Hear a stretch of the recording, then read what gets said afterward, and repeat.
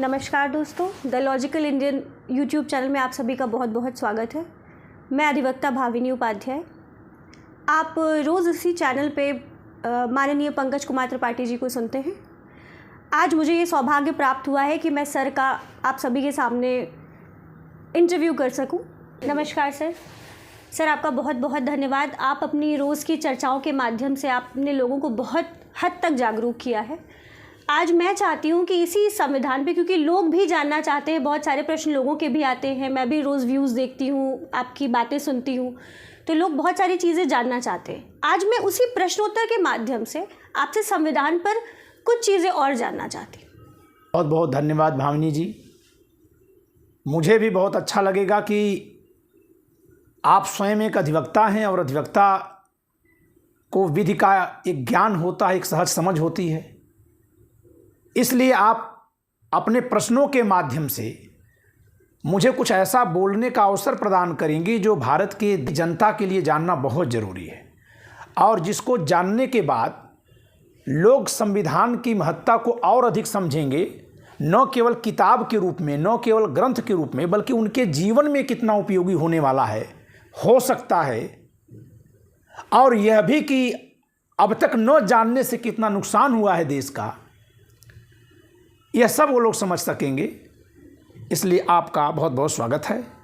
आप अपने प्रश्न आरंभ करिए। एक सवाल आजकल जहन में बार बार आ रहा है, क्योंकि वो फ्रीक्वेंटली चर्चा में भी है। जब लोकतंत्र ही सरकार बनाता है तो सरकार बड़ा है या संविधान बड़ा? बहुत ही अच्छा प्रश्न है आपका, और मैंने भी देखा है दर्शकों में से तमाम लोगों का यह प्रश्न है। सोशल मीडिया पर बहुत सारे लोग इस तर्क को रखते रहते हैं, सरकार के पक्ष में खासकर, कि सरकार चुनी हुई है, जनता का उसको समर्थन है। इस नाते सरकार में जो लोग हैं, और ख़ास करके वर्तमान की बात करें तो प्रधानमंत्री मोदी जी, वो जो कुछ भी कर रहे हैं उनको जनता का मैंडेट समर्थन मिला है। लोकतंत्र के नाते जब समर्थन उनको मिल गया तो वो जो कुछ भी कर रहे हैं वही लोकतंत्र है, वही संविधान है। यहाँ एक बहुत बड़ी संकल्पनात्मक गलती हो रही है लोगों से, कॉन्सेप्चुअल प्रॉब्लम आ रही है, और उसकी वजह से एक व्यवहारिक दिक्कत हो जाएगी, एक व्यवहारिक समस्या पैदा हो जाएगी।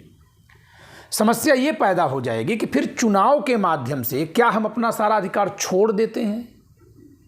लोकतंत्र क्या है, इसको मैं दो अर्थों में बताऊंगा। पहला, एक जो किसी विद्वान ने कहा है कि लोकतंत्र जनता द्वारा जनता के लिए और जनता की ओर से किया जाने वाला शासन है।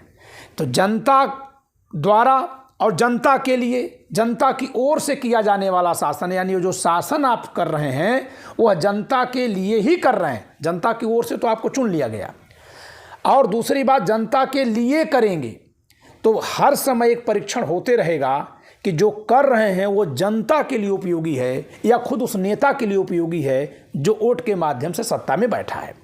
एक परिभाषा ये मैंने की।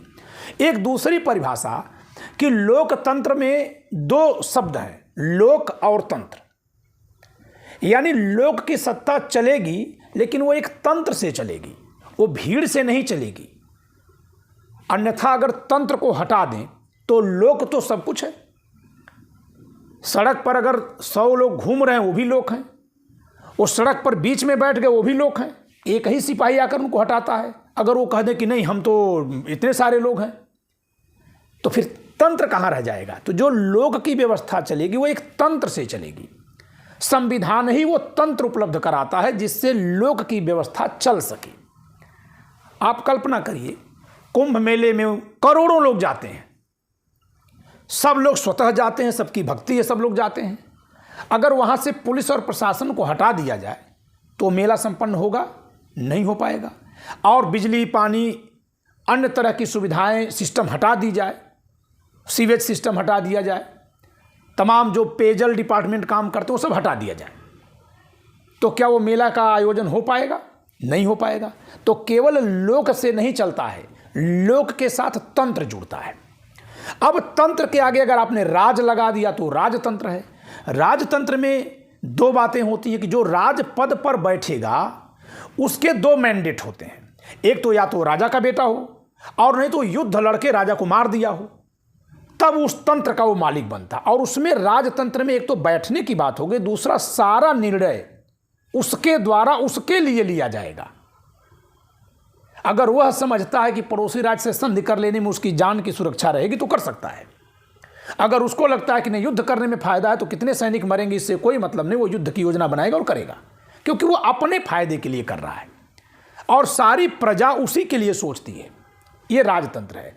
इसका ठीक उल्टा करिए, लोकतंत्र में आपको मैंडेट तो मिला चुनाव से, तो पहले तो चुनाव कैसे होगा, लोग कैसे अपना अधिपत्र आपको देंगे, अधिकार देंगे, तो चुनाव के लिए भी एक सिस्टम होगा जिससे लोग किसको चुनना चाहते ये पता चले। अगर संविधान हटा दें तो निर्वाचन आयोग खत्म हो जाएगा, फिर जो नया व्यक्ति आया वो कैसे आएगा। तो इस नाते सरकार संविधान से पैदा होती है। समझिए लोक एक स्याही है और संविधान एक जो है पेन है, एक कलम है जिसमें वो स्याही डालने के बाद ही हम अच्छा लिख पाएंगे। तो लोक के विचारों को सत्ता तक पहुंचाने के लिए संविधान रूपी तंत्र चाहिए। जब ये लोक के विचार संविधान के माध्यम से जाएंगे तभी वो सही लोकतंत्र होगा, अन्यथा वो भीड़ तंत्र, शोर तंत्र हो जाएगा। तो लोकतंत्र में चुनाव से पहले तो कोई आया, अब जब वो अधिकार पा गया तो अधिकार पाने के बाद भी वो दायित्व भी पा रहा है। राजतंत्र में कोई दायित्व उस पर नहीं है, वो अपने लिए काम करेगा, वही संप्रभु है, वही राजा है। लोकतंत्र में वो राजा नहीं है, वो सेवक है। तो वो पद नहीं पाता है, वो दायित्व पाता है। दायित्व किस बात का? कि लोगों के कल्याण के लिए काम करेगा, लोगों के लिए तंत्र को चलाएगा। सारा जितना और सिस्टम बना है सबका प्रयोग वो लोगों के लिए करेगा, अपने लिए नहीं करेगा। इसी नाते केवल न्यूनतम वेतन उसके लिए दिया गया है, सेवा भाव वाले ही लोग वहां पहुंचे। तो इसलिए संविधान सरकार से बड़ा है। अब इसका मैं एक और उत्तर करूंगा। संविधान सरकार से एक और मायने में बड़ा है। संविधान चुनाव करवाता है सबसे पहले, तब सरकार आती है। चुनाव किसका होता है? संसद का। राज्यों में चलेंगे विधानमंडल का, हम लोग देश की बात अभी कर लें, वहीं से समझ में आ जाएगा। संसद का चुनाव कौन करवाएगा, वोटर कौन होंगे, क्वालिफिकेशन क्या होगी, ये सब भी तय करना पड़ेगा। अब ये तय कर दिया संविधान ने कि फला क्षमता वाले लोग वोटर होंगे, फला समय पर, फला नियत तिथि पर, फला जगह पर, फला तरीके से वोट करेंगे, जिससे कि पता चले कि वो किसको चाहते हैं कि उनकी सेवा करें। गद्दी पर बैठे नहीं, सेवा करने का अधिकार किसको आप दे रहे हैं। लोगों ने चुन करके भेज दिया। चुना किसको? प्रधानमंत्री नहीं चुनता है, हमारा देश सांसदों को चुनता है। सांसद फिर, और उसमें भी केवल लोकसभा के सांसदों का चुनाव करता है, राज्यसभा का चुनाव विधानसभाएं करती हैं। तो लोकसभा के सांसदों का चुनाव कर दिया चुनाव के माध्यम से जनता ने। वो बहुमत से किसको चुनते हैं? सरकार को। तो संविधान ने तो पूरे संसद का गठन किया, उस पूरे संसद में से एक सदन लोकसभा का भी चुनाव किया, उस लोकसभा के बहुमत यानी आधे से सरकार बनी। तो लोक में से एक तो सारे लोग वोटर नहीं, सारे वोट दिए नहीं, और आधे पर ही सरकार बनी। तो लोकतंत्र में आप कुछ भी कर लें, बहुमत का तंत्र होता है, संपूर्ण लोकतंत्र है ही नहीं। तो जो बहुमत से आया है, कहीं वो अल्पमत को कुचल न दे और कहीं बहुमत जुटाने के लिए वो देश को बर्बाद न कर दे, इन दोनों बातों के लिए भी ध्यान देना होता है। सर्वाधिक डर यहीं से होता है। इसी नाते सरकार बनती है बहुमत से, लेकिन संविधान को बदलने के लिए 2/3 बहुमत चाहिए। मैं इस पर जोर देकर कहना चाहूंगा कि सरकार बनेगी 273 सांसदों से भारत में, लेकिन अगर संविधान में संशोधन करना है तो 2/3 सांसदों को भी, दोनों सदनों का, लोकसभा का और राज्यसभा का भी। सरकार बनाने के लिए केवल लोकसभा का बहुमत पर्याप्त है, यानी 1/4, और संविधान में बदलाव करने के लिए 2/3 दोनों का चाहिए। और उसमें भी अगर संघात्मक ढांचे को प्रभावित करने वाले प्रावधान का संशोधन कर रहे हैं तो आधे राज्यों का भी समर्थन चाहिए। क्यों? क्योंकि ये संविधान सबकी सुरक्षा कर रहा है। क्यों आधे राज्यों का समर्थन चाहिए? आप देखिए, यही सरकार, दक्षिण भारत के लोगों ने कम वोट दिया इस सरकार को। इसके पहले यूपीए 1 सरकार में उत्तर प्रदेश और बिहार से बहुत कम सांसद थे। तो अगर वो सरकार यहाँ के लोगों के खिलाफ भेदभाव करने लगे, दिल्ली सरकार, केंद्र सरकार, तो अगर वो संसद की शक्ति का प्रयोग करके संविधान बदल दे तो ऐसा न हो सके, सबके हितों की न्यूनतम सुरक्षा हो, इसीलिए लोक के साथ साथ तंत्र का होना बहुत जरूरी है। एक और बात कहूँगा इसी के संदर्भ में कि आप ये मत कल्पना करिए कि लोकतंत्र में नेता जो बनता है वो चुपचाप धुनी रमाए हुए है, कहीं साधु बन के या संत बन के या कहीं खेत में हल चलाता हुआ कहीं सच्चा इंसान जैसा चुपचाप बैठा हुआ है और पूरे भारत की जनता आई और कह रही है कि आप चलिए हमारे लिए काम करिए। ऐसा नहीं होता है। लोग पार्टी बनाते हैं, पूरा जीवन उस पद तक पहुंचने के लिए लगा देते हैं, कुर्सी पाने के लिए लोग होड़ करते हैं। तो वो प्रतिस्पर्धा नेताओं की देश के लिए तभी तक लाभदायक होगी जब तक कि वो जनता के लिए अपने में प्रतिस्पर्धा करेंगे। लेकिन चुनाव तो मुद्दों पर होगा और वोट जनता को करना है। अब ये मुद्दे जनता के लिए हितकर हैं अहितकर हैं, ये नेता डिसाइड कर लेंगे। तो देश में कहीं भी किसी भी देश में लोग बटे होते हैं, धर्म में, जाति में, क्षेत्र में, भाषा में, और भारत सबसे ज़्यादा विविधतापूर्ण देश है। तो अगर भावना भड़का करके नेता अपनी जाति का, धर्म का, क्षेत्र का, रूप रंग का या किसी भी आधार पर या विचारधारा का भावना भड़का करके अगर लोगों से वोट ले लिया, तो उस भावना को और भड़काने के लिए वो सत्ता में आने के बाद विपरीत विचारधारा, विपरीत क्षेत्र वाले या अन्य क्षेत्र, जाति, धर्म के लोगों के प्रति वो सरकार का दुरुपयोग भी करेगा।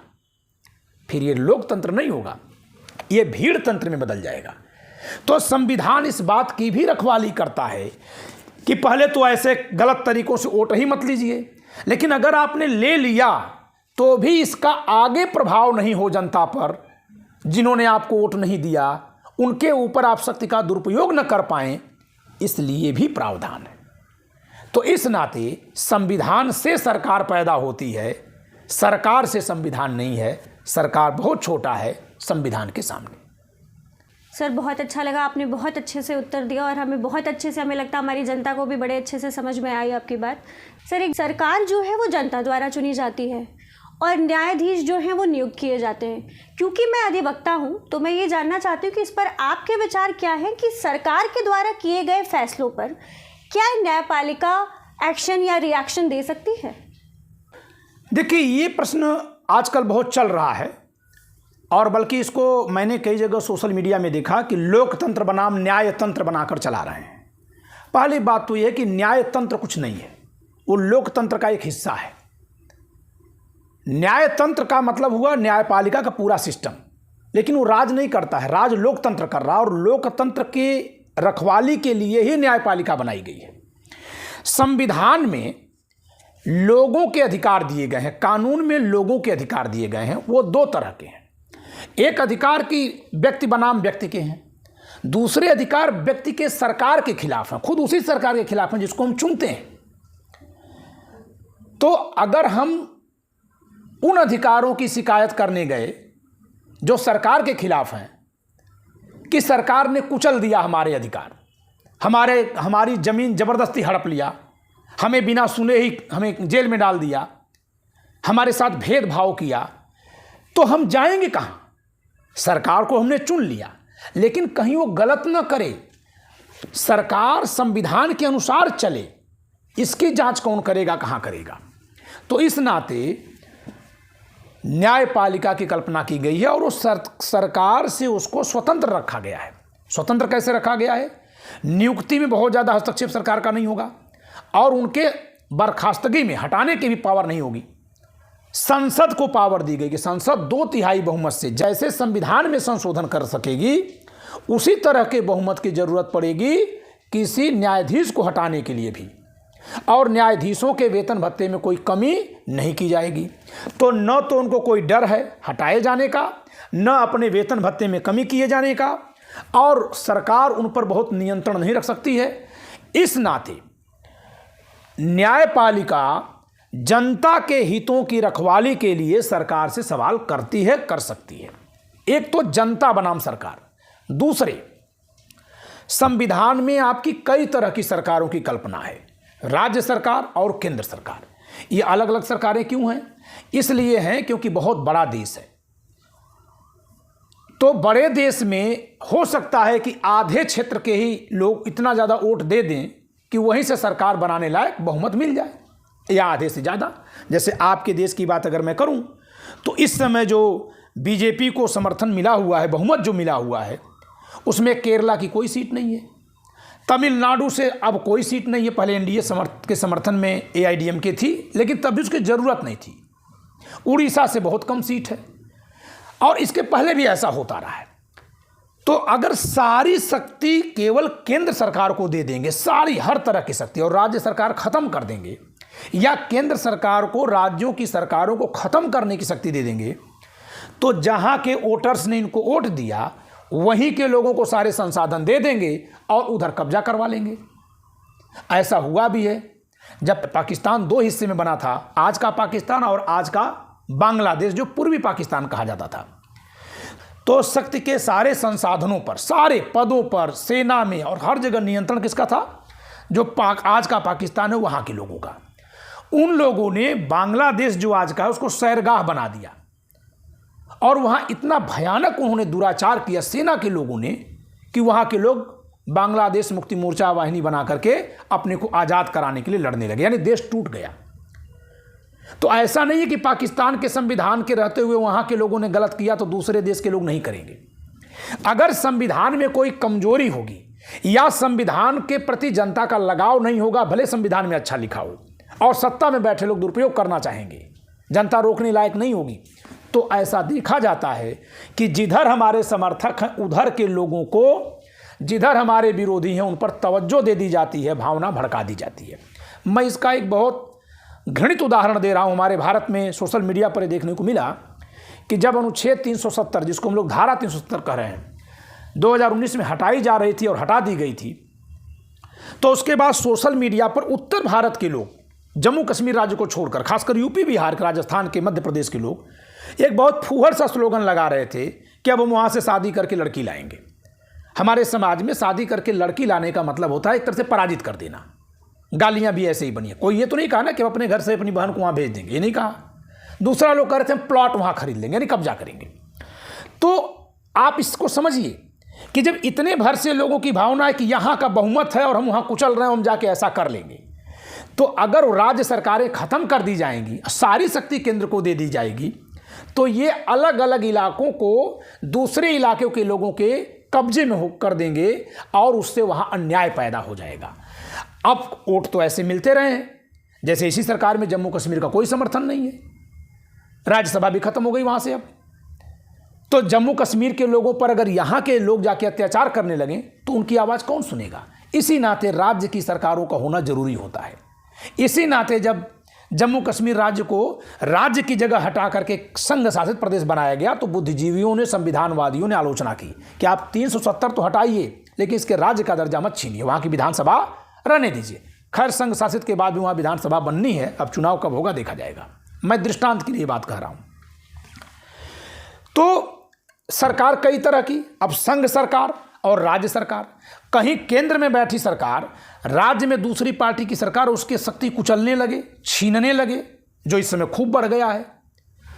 केरल के राज्यपाल जो हैं वहां के विधानसभा द्वारा पारित बिलों पर हस्ताक्षर नहीं कर रहे हैं। तमिलनाडु के राज्यपाल 3 साल से हस्ताक्षर नहीं कर रहे हैं, सुप्रीम कोर्ट में याचिका पेंडिंग है, सुप्रीम कोर्ट में पेंडिंग है। तो सुप्रीम कोर्ट में नहीं जाएंगे तो कहां जाएंगे? और वहां भी सरकार चुनी हुई है, तो यहां तो झगड़ा दो चुनी हुई सरकारों के बीच हो गया। गवर्नर के माध्यम से केंद्र सरकार काम कर रही है और वहां की सरकार खुद है चुनी हुई। तो दो तरह के विवादों को निपटाने के लिए सरकारों के खिलाफ न्यायपालिका काम करती है। एक, जब सरकारें नागरिकों के या व्यक्तियों के अधिकारों का अतिक्रमण करती हैं तब, और दूसरे जब सरकारों में आपस में टकराव होता है तब। ऐसी दशा में न्यायपालिका का होना जरूरी है। तीसरी जरूरत पड़ती है कि जब सरकारें बहुमत का दुरुपयोग करते हुए संविधान की भावना का या संविधान के ढांचे का अतिक्रमण करती हैं, तब यहां भी सुप्रीम कोर्ट के वो रखवाली के रूप में आगे आना होता है और हमारे आपके वहां जाने पर वह उस पर निर्णय लेते हैं और सरकारों को कम करते हैं कि आप यहां ज़्यादा बढ़ रहे हैं, लोकतंत्र में इतना अधिपत्र आपको नहीं मिला है। तो इस नाते यह कहना कि न्यायाधीश चुने हुए हैं, इस नाते ये कहना कि न्यायाधीश चूंकि नियुक्त हैं, इस नाते चुने हुए लोगों पर वो नियंत्रण नहीं रखेंगे, ये इसलिए गलत है कि चुने हुए लोगों पर वो अंकुश उतना ही लगाते हैं जिससे कि वो अपने चुनाव का दुरुपयोग न कर पाएं, सदुपयोग करने की पूरी छूट होती है। तो इस तरह से वो लोकतंत्र को और साफ सुथरा, सुरक्षित और अच्छा बनाने के लिए बनाए गए हैं, न कि इस पर अवरोध उत्पन्न करने के लिए। बहुत बहुत धन्यवाद सर, आपका उत्तर सुन करके हमें लगता है हमारी जनता काफ़ी संतुष्ट हुई होगी। जैसा कि आप ये कहना चाह रहे हैं कि ये लोकतंत्र का शासन है, तो आपको नहीं लगता कि अगर जनता ज़्यादा जागरूक हो तो वो अपने अधिकारों को ज़्यादा समझ पाएगी और सरकार को भी अपना शासन चलाने में ज़्यादा अच्छे से मदद कर पाएगी? आपके इस पे क्या विचार? बहुत ही वाजिब प्रश्न है, और यह प्रश्न तो मैं समझता हूं कि प्रतिदिन स्कूलों में हर बच्चों से किया जाना चाहिए, छोटे छोटे बच्चों से किया जाना चाहिए, जिससे कि वो अधिकार को जानने के प्रति जागरूक हो। दुनिया का कोई भी ऐसा मुल्क नहीं है जो जनता को जागरूक बनाए बिना विकसित हो गया हो। जो तानाशाही वाले मुल्क होते हैं वहाँ जनता का जीवन स्तर बहुत गिरा हुआ होता है। तानाशाह बहुत अच्छा दिखता है, बहुत स्वस्थ और बढ़िया दिखता है, और सेना वहाँ की बड़ी चुस्त दुरुस्त दिखती है, लेकिन वो अंदर से खोखली होती है, क्योंकि वो मानव कल्याण के लिए नहीं होती है, वो उस तानाशाह के कल्याण के लिए होती है। सारे लोग उसके लिए भोजन जैसे होते हैं या भोग की वस्तु होते हैं। जिसको जब चाहे भोग सकता है, जिसको जब चाहे तब मार सकता है। आप नॉर्थ कोरिया को देख सकती हैं, या इसके अलावा और भी तमाम मुल्क पीछे कुछ ही समय पहले ऐसा रहे हैं। बहुत जगह तानाशाही लोकतंत्र के बाद आ गई है। अब इसीलिए जनता का जागरूक होना बहुत जरूरी है। अभी राजस्थान में चुनाव चल रहा है और अपने प्रधानमंत्री जी भाषण दे रहे हैं। इन्होंने भाषण देने में जनता को क्या देंगे ये कम कहा, इन्होंने ये बात ज़्यादा बोली कि कांग्रेस ने सचिन पायलट के पिताजी का अपमान किया था और अभी उनका पेट नहीं भरा, इसी नाते वो सचिन पायलट का भी अपमान कर रहे हैं। ऐसा कह के वो पायलट के समर्थकों को बताना चाह रहे हैं कि आप लोग गुस्सा करिए, वोट मत दीजिए। किसी व्यक्ति के सम्मान और अपमान से समाज का सम्मान, अपमान और कल्याण कैसे जुड़ जाएगा? लेकिन नेता जोड़ते हैं, इसलिए जोड़ते हैं क्योंकि इनको वोट लेना है। तो अगर जनता इस बात को समझेगी ही नहीं कि ये क्यों भड़का रहे हैं, ये इसलिए भड़का रहे हैं ताकि वोट का बाइफर्केशन हो और इनके पक्ष में आए, और ठीक है, उनको इतनी छूट, इतना करना भी चाहिए उनको। लेकिन जनता को समझना है कि इसका पर्पज क्या है। क्या इनको उस नेता के अपमान की पीड़ा है, चिंता है, या उसकी पीड़ा और चिंता सुना करके उकसा रहे हैं लोगों को? ये मैंने एक झलक दी है, एक छोटा सा दृष्टांत बताया है कि कैसे नेता इमोशनल गेम खेल लेते हैं। अब अगर जनता जागरूक नहीं होगी तो ऐसे ही इमोशनल गेम में फंस जाएगी और उसके दिन खराब होंगे, नेता के दिन अच्छे होंगे। नेता रोज वादा करेगा, कोई और समस्या उत्पन्न होगी तो फिर कहेगा अरे अब की बार जितवाइए, मैं इसको भी खत्म करूंगा। खत्म कोई नहीं करेगा वो। लेकिन अगर जनता जागरूक होगी तो नेता ये जानेगा कि जनता समझ रही है कि मैं करने लायक हूं और कर नहीं रहा हूं, और ये जनता हमारे उकसावे में नहीं आएगी, तो फिर वो काम करेगा। बस इतने से का फर्क है। अगर संविधान के अधीन अपने अधिकारों को जनता जानेगी तो नेताओं से वो सवाल सुनेगी और करेगी जो उनके हक में हो, और नहीं जानेगी तो वो राजा की तरह उनको देखेगी, और वो नारा जब लगाने के लिए कहेंगे तो बड़ी खुश हो जाएगी कि हमको भी पुकारा गया नारा लगाने के लिए। और प्रायः नेता दो तरह के होते हैं।